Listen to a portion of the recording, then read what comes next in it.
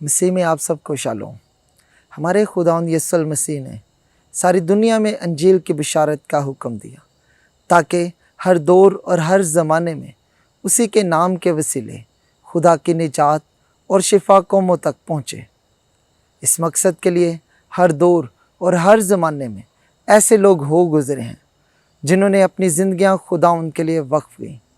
انہوں نے اپنی زندگیوں میں خدا کی آواز کو سنا اور اپنے ایمان سے خدا کی حضوری کو ظاہر کیا۔ وہ خدا کے برگزیدے اور پیارے ہیں۔ کیتھولک کلیسیا ایسے تمام لوگوں کو خاص عقیدت کی نظر سے دیکھتی ہے اور ان کے اعمال کو یاد رکھتی ہے تاکہ ہم بھی ان کے سے کام کرتے ہوئے خداوند کی راہ پر وفادار پائے جائیں۔ پس عزیزو آئیں ہم پشت کے مطابق ایسے تمام لوگوں کو یاد کریں جنہیں خدا نے اپنے عظیم جلال بلکہ اپنی عظمت سے معمور کیا۔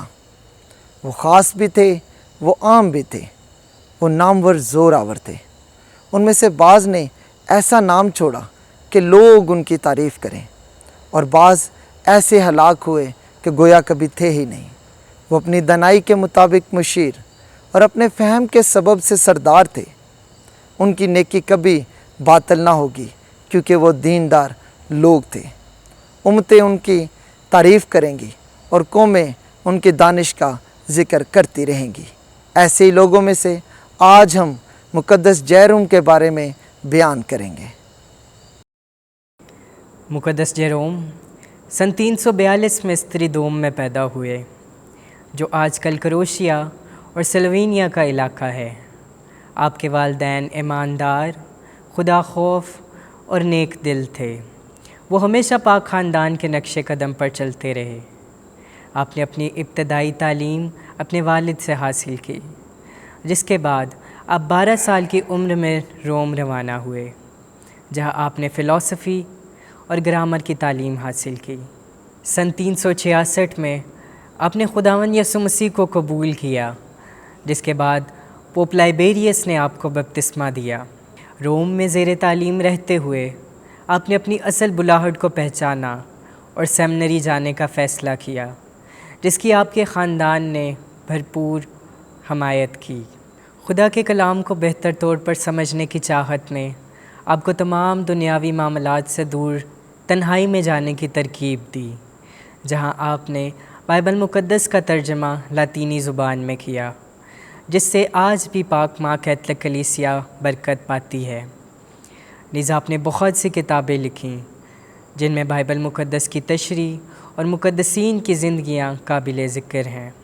آپ نے مقدسہ مریم کی پاک دامنی کے بارے میں بہت زیادہ بیان کیا، اور یوں آپ ہر بدعتی تعلیم کا جواب بائبل مقدس سے لکھتے رہے، اور تب تک لکھتے رہے جب تک آپ کو سیمنری میں واپس بلا لیا گیا۔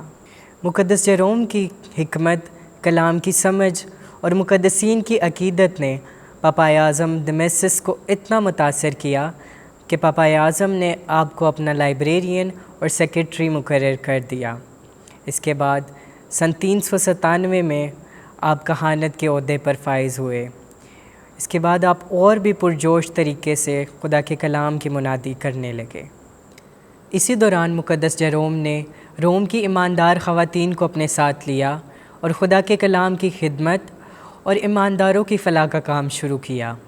ان خواتین نے اپنے استاد کے ساتھ ایمانداری دکھائی اور سنیاسی زندگی اپنائی۔